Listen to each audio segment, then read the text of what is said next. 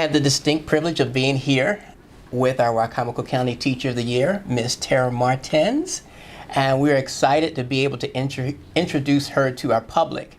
And so I want to start off by saying congratulations. How are you this morning? It's been a wild ride. It really has. And that ride started on last night. Yes. When we had our Teacher of the Year banquet. Tell us how that was for you. I was just so excited to be able to be nominated for West Salisbury. So that was the only expectation I had as far as going into everything. So I was just, when they called me up to be one of the final four, I was like, is this real? And then when they called my name, I was beyond shocked. From West Salisbury Elementary School, Tara Martens.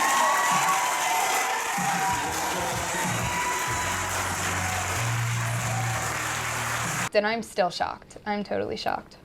And so your name was called, and what ran through your head at that time? Is this real? To be honest, for me, everything that I do is for my kids. It's for my students, and this is all about them. So I was just so blessed, and I was so excited. And I shared with you before, I mentioned that you won to my wife, and she said, wait a minute, I think I hired her one time because she worked at Halo to help students that were experiencing homelessness. Yes. And so, can you tell us a little bit about that background? It was such an amazing experience. I was so nervous, I remember, for that interview, and I went in, and your wife was so kind, and they asked, you know, what are some of the things that you want to do, and why would you want to do, or why would you want to be tutoring at different areas and doing extra work like this? And I just said, it's just so important, and I know that, you know, every student needs one person, and I felt like if I were to come to the homeless shelter and help them, then I could be that one person that's in their corner, supporting them, consistent person. And everybody at Halo was so kind and just welcomed me right aboard their crew, even though I was only part-time. I'm after school a couple days a week. It was just such a blessing to be part of that. Right. Well, what you shared is so consistent with what other people have shared about you. And we understand that a lot of people have good intentions, but everybody's not willing to get their hands dirty and go in there and really do whatever is necessary to help the people in need. And so we appreciate you for that. You've not only been that in the community, but also in the classroom. And so you were recognized on last night, and then on this morning you wake up and you arrive to school a little differently than you normally do. Yes, and my son was with me, so that was amazing. And we got picked up in that amazing car, and we took the drive here, and he was so excited because he was sitting in the back with me, and he just loves cars and everything like that too. And then when we turned the corner and came to school, and you know, we heard the sirens and saw the students outside, it was incredible. And my favorite part, though, upon coming to school was seeing all of my math students. So I work with 54 students right now, and they lined up all of those students. And so I thought it was just half of them because I saw them, but then I went through the double doors, and then the rest of the half were all there, and they were so excited. And that's when I don't cry, but I lost it. I was so excited to see them cheering, and because they're the reason that I'm here. Right. So, and you're an intervention teacher. So a lot of people may not know what an intervention teacher actually does. Can you tell us a little bit about your position? So for math intervention, what I do is I work with students that are struggling in math, and I try to think of different ways to help them, different models and different strategies to teach them.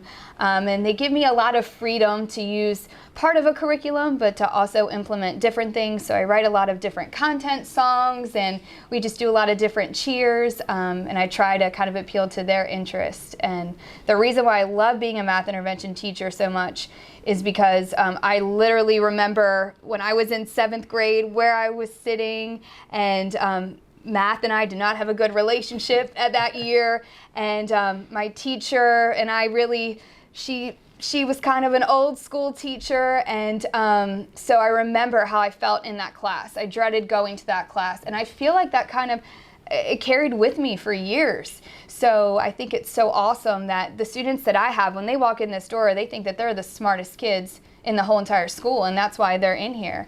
And just telling them that they can do anything they put their mind to, and they can accomplish anything. I firmly believe that, and my expectations are high, and they always rise to meet them. They really do. And so how do you set the tone for the students as they walk in? So as soon as they come in, they first turn and look in this mirror, and the mirror I have is actually over there. So they have to look into the mirror and say one positive thing about themselves. And we actually did that at a Title I night, and our parents made mirrors too. So that was pretty special to have their parents look in the mirror and say one positive thing. But so that's how they start. And then they come and they sit down, and I have these little makeshift instruments that I have, like a bucket with, a little like spoon, and that's my drum. And we sing like our cheer just to get us focused and in the mindset of, okay, today we're gonna work hard, we're gonna persevere, and we're gonna have fun. So that's what we do. And then we get started. And I keep hearing about these songs. I'm not going to put you on the spot, but I'm really curious about these songs that you use to help students learn the terminology and the vocabulary that they need to remember. But you shared a little bit about you as a child. Can you tell us about your educational background? I went to Salisbury University, and I graduated in December in 2011. And then I started teaching in 2012. I was a second grade teacher at Beaver Run for a few years. And I got my master's in 2017, and I got it in special ed, K through 12th grade. And I wanted to do that because I know I really wanted to go in intervention, and I really wanted to be able to learn a lot of different ways that I can help students that are struggling learners. And this job is really the best of both worlds, because a lot of students that I work with do require some extra help in certain areas, so I can apply a lot of what I was able to do at UMES to help with that. Okay.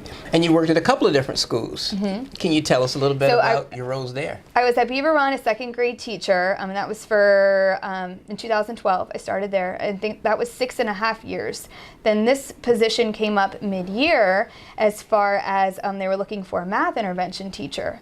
And it was for West, but originally I worked at North because West was getting built.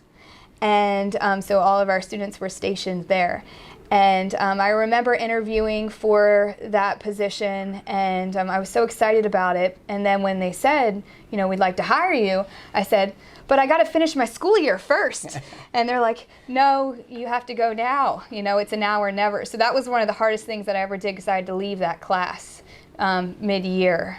But a lot of us have still stayed in touch, and then I was able to start right into math intervention. So it was amazing.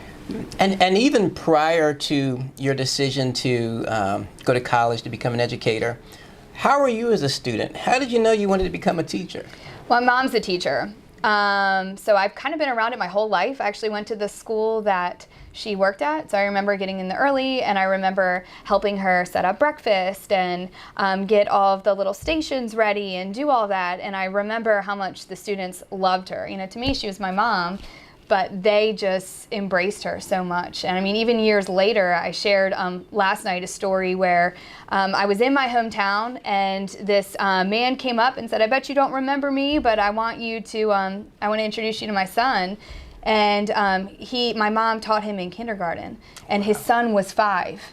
And he's like, I remember some of the things we did in kindergarten. And I was like, that's just so powerful. And I love working with students too. And so now you have the opportunity to be able to influence lives for the next 20, 30, 40 years, which I think is amazing. It is amazing. So the comments that I hear from your colleagues, they speak of how hardworking you are. You're relentless when it comes to work, but also that you do what's best for all students and all types of students. Can you speak of how equity and looking out for everyone is important to you? It's so important. It's everything. And I'm going to speak, mostly about our Title I nights. A lot of times we were seeing maybe not the best turnout for some of our nights. And one thing that I noticed was, are we making connections? Like, are we making connections with everybody? Like students that, you know, maybe the parents will already come, but some students who maybe their parents are reluctant to come to school events, and are we getting transportation for families that possibly need it? So they think I'm a little crazy, but what I do is I call all the parents.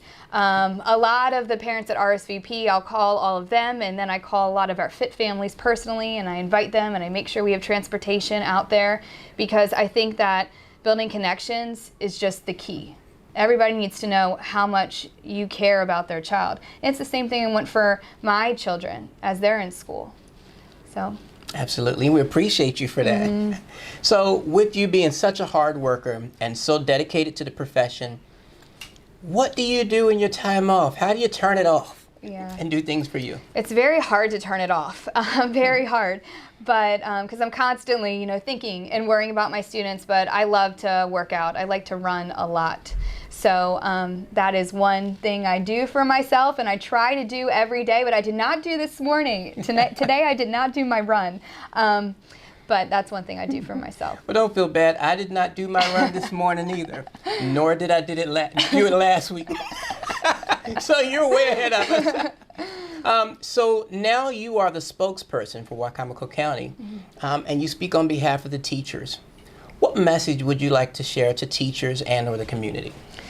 Our content is everything, and it's so important. You have to love what you teach.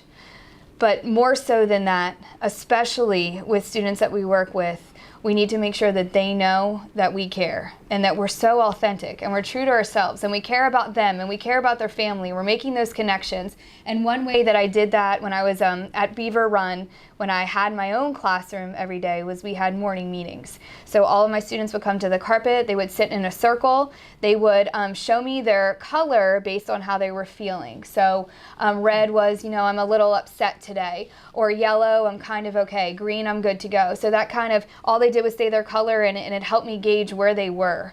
And then after that, we would share, we would talk about our night before, we would address any concerns as a community. And I think that that's something that we really need to kind of get back to, building that community, having those morning meetings, having those check-ins, and that will only really help build everything that we're trying to do in the classroom. You're absolutely correct. And you can't pack something in a student's bag until you've taken the things that have already made it full. So we appreciate that perspective that you share with us. We also understand that no teacher becomes successful, or no one becomes successful in a profession without a foundation from other people. Who has built a foundation for you, and who would you like to thank?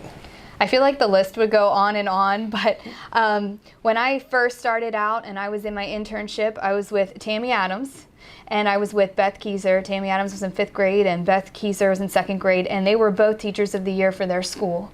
So I was like, I am learning from the best, you know, and I really was. And both of them always had that sense of community, and especially in 5th grade too. Some of the different things at our classroom meetings that we talked about, I mean, it was just magical. It really was. They taught me so much. I'm forever grateful to them. And Miss Eiler and Miss Dargan, those were my first 2 administrators. And there are so many other people that helped me along the way. All of my family here at West Salisbury, because, you know, when Mr. Ben says that, I mean, we are a family. Like, we are a family unit. We take care of each other. You know, every single person here has just always been supportive. When I've asked them, hey, can you come to this event? Or can I take your students at a different time for this reason? Everybody that I work directly with, I mean, I'm so blessed to be here. And of course, Mr. Binns and Miss Monroe, because I take some wild ideas to them and they're like, you know what, let's try it. And so to have administrators that you work directly for that, you know, really they believe in me more than I believe in myself, and they don't even know that, but really they do. I'm so grateful for everything that they've done for me. Yeah. I love to see that the recognition piece wasn't anything that you were searching for or expected. You received it just by being who you were and doing what you were supposed to do as true to your heart. And so we are so grateful to have you as our representative for Wicomico County Teacher of the Year and the spokesperson for Wicomico County moving forward. Is there anything else that you want to share with our Well, there's a couple more people I need to thank. My kids. all 53 of my kids because they are just so amazing. They teach me way more than I teach them, and to see their kindness, I mean, and the community that we've built. I mean, sometimes if somebody needs a pencil or a marker and I'm in the middle of teaching, I have no problem. I always give them their supplies. They're already helping each other. I mean, they're amazing. They'll see me in the hall carrying things and they're like, can we help you carry that? And I'm like, you are so sweet, so kind. So I want to thank them because they're just amazing. They are the hardest workers I know, and they're going to be going really far, great places. I can't wait to read about them some days and their successful careers and everything that's going to come their way. Yep. And it will be because of you and some of the other teachers that have poured into them. On this morning, you had 2 of your children here. I was grateful to be able to see your husband. You had a sister. Yes. Your parents were here. Yes. Can you tell us a little bit about how that felt to have them wrapped around you during this celebration? Yeah, it's funny because when I invited my mom to come to the banquet, I was like, Mom, there's a lot of really good people here. So I would love to have you come just to support me. And I almost didn't invite her. And now I'm like, oh, thank goodness I did, because she was so excited because she's an educator herself. So it was really cool for her to see everything. And it was nice. My dad came down to help me with the kids, and my sister drove down this morning. And my husband was able to be here for a little bit with my kids. And my kids did pretty good. I mean, they're 2 and 4. They did. And my son was really happy walking through the school. He'll actually be attending this school in about a year because this is my home district. So he's excited. He can't wait to be a Tiger. All right. Well, congratulations once again. We're so grateful that you represent us and want to congratulate you. Thank you. Knowing that this will be a wonderful road ahead for you. Thank you. And thank you once again. Thank you. Appreciate it.